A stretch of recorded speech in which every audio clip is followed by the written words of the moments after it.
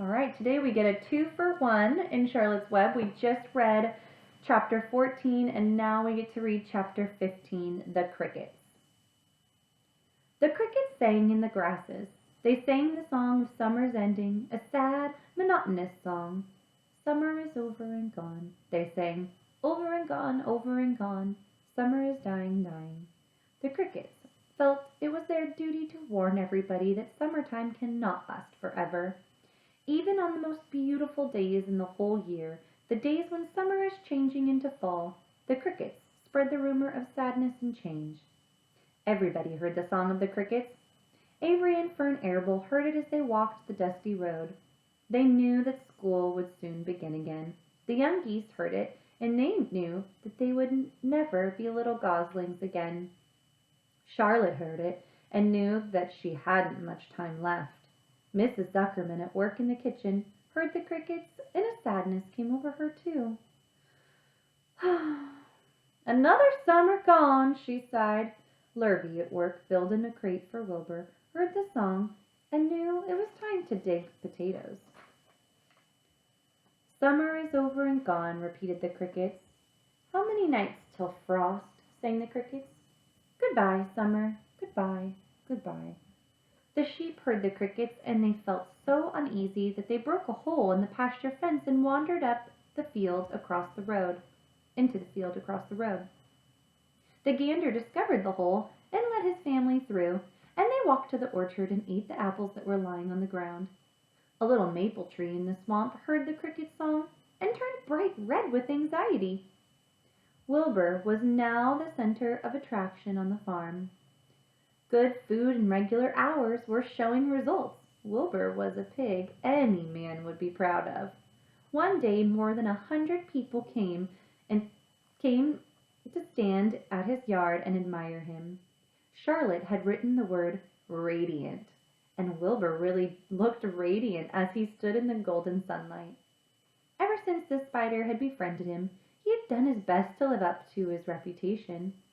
When Charlotte's Web said "some pig," Wilbur had tried hard to look like some pig. When Charlotte's Web said "terrific," Wilbur tried to look terrific. And now that the web said "radiant," he did everything possible to make himself glow. It's not easy to look radiant, but Wilbur threw himself into it with a will. He would turn his head slightly and blink his long eyelashes. Then he would breathe deeply. And when the audience grew bored, he would spring into the air and do a backflip with a half twist. At this, the crowd would yell and cheer. "How's that for a pig?" "Oh, how's that for a pig?" Mr. Zuckerman would ask, well pleased with himself. "That pig is radiant." Some of Wilbur's friends in the barn worried for fear all this attention would go to his head and make him stuck up. But it never did. Wilbur was modest. Fame did not spoil him. He still worried some about the future, as he could hardly believe that a mere spider would be able to save his life. Sometimes at night he would have a bad dream. He would dream that men were coming to get him with knives and guns, but that was only a dream. In the daytime, Wilbur usually felt happy and confident. No pig ever had truer friends, and he realized that friendship is one of the most satisfying things in the world. Even the song of the crickets did not make Wilbur too sad. He knew it was almost time for the county fair, and he was looking forward to the trip. If he could distinguish himself at the fair and maybe win some prize money, he was sure Zuckerman would let him live. Charlotte had worries of her own, but she kept quiet about them. One morning Wilbur asked her about the fair. "You're going with me, aren't you, Charlotte?" he said. "Well, I don't know," replied Charlotte. "The fair comes at a bad time for me. I shall find it inconvenient to leave home, even for a few days." "Why?" asked Wilbur. "Oh, I just don't feel like leaving my web. Too much going on around here." "Please come with me," begged Wilbur. "I need you, Charlotte. I can't stand going to the fair without you. You've just got to come."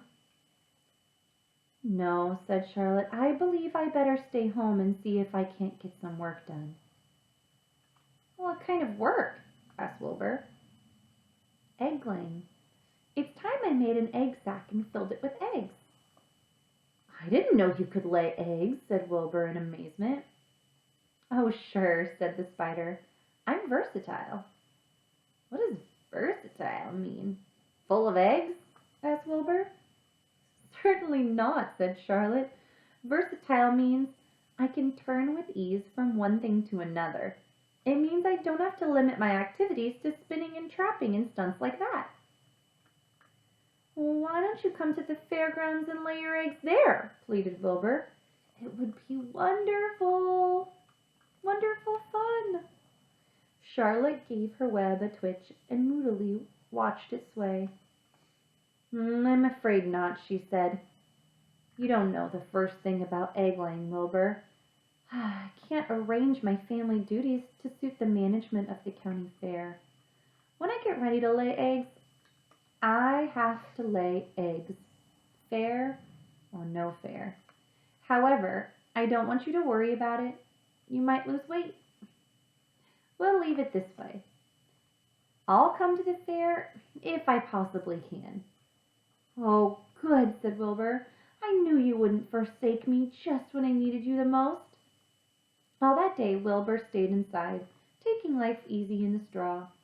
Charlotte rested and ate a grasshopper. She knew that she couldn't help Wilbur much longer.